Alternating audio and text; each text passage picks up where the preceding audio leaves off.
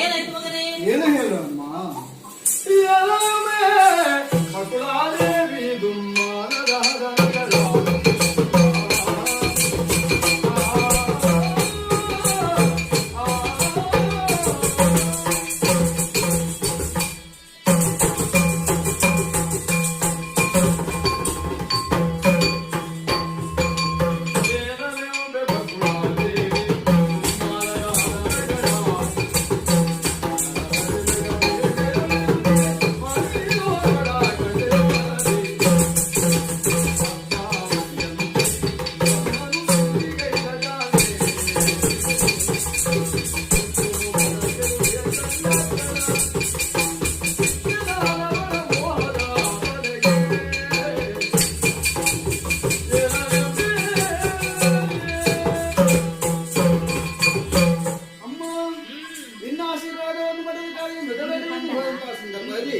ವಿಶ್ರಾಂತಿಯನ್ನು ಪಡೆಯುತ್ತಾ ಹೊತ್ತು ದೂರದಲ್ಲಿ ಸುಂದರಿಯಾದ ಕನ್ಯೆಯರನ್ನು ಕಂಡರಮ್ಮ.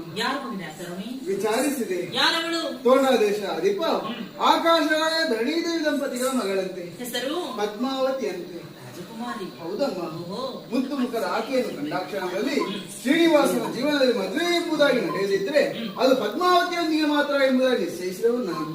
ಹಾಗಾಗಿ ನನ್ನ ಒಂದು ಮಾತು, ನೇರವಾಗಿ ತೋಂಡಾದೇಶಕ್ಕೆ ತೆರಳಿ ಮದುವೆ ಸಂಧಾನವನ್ನು ಮಾಡಿ ಬರುತ್ತೀಯ ಅಮ್ಮ. ಮಗನೇ, ಅಮ್ಮ, ನಾವು ಸಾಮಾನ್ಯ ಕಾಡಕಿರಾತರು, ಆಕೆ ರಾಜಕುಮಾರಿ, ನಾವು ಬಡವರವರು ಶ್ರೀಮಂತರು. ನಿನ್ನ ಮದುವೆ ವಿಚಾರವಾಗಿ ಹೋಗಲಿ ಮಾತನಾಡಿದರೆ ಒಪ್ಪಿಗೆ ಸಿಗ್ತದೆ ಮದುವೆಗೆ? ಪ್ರಯತ್ನವನ್ನು ಮಾಡಬಹುದು.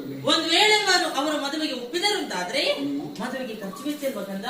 ಅಮ್ಮ, ವಿತ್ತದ ವಿಚಾರದಲ್ಲಿ ಚಿಂತಿಸುವಂತ ಅಗತ್ಯವೇ ಇಲ್ಲ ಅಮ್ಮ. ಉತ್ತರದಕ್ಕೆ ಒಡೆಯನ ಅಂತ ಕುಬೇರನಿದ್ದಾನೆ.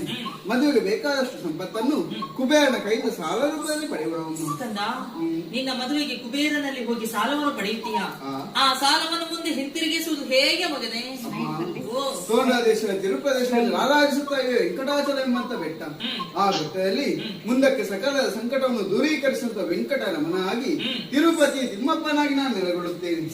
ಆ ಹೊತ್ತಿಗೆ ಭಕ್ತಿಯಿಂದ ಜನರೆಲ್ಲರೂ ಮುಡಿಪು ಎಂಬ ಕಾಣಿಕೆಯನ್ನು ಸಲ್ಲಿಸುತ್ತಾರಮ್ಮ. ಆ ಕಾಣಿಕೆಯನ್ನು ಸ್ವೀಕರಿಸಿದ ನಂತರದಲ್ಲಿ ಅದರ 6ರಲ್ಲಿ 1 ಭಾಗವನ್ನು ಸಮುದ್ರ ರಾಜನ ಮುಖ್ಯವಾಗಿ ಕುಬೇರನಿಗೆ ತಲುಪಿಸುವಂತ ವ್ಯವಸ್ಥೆಯನ್ನು ಮಾಡುವುದು. ಸರಿ ಮಗನೇ, ಹಾಗಾದ್ರೆ ತಡ ಮಾಡುವುದಿಲ್ಲ. ಆದಷ್ಟು ಬೇಗ ತೋಂಡಾ ದೇಶಕ್ಕೆ ಹೋಗಿ ಬಕುಳ ಸಂಧಾನ ಮಾಡಿ ಬರ್ತೇನೆ. ನಿರೀಕ್ಷೆಯಲ್ಲಿ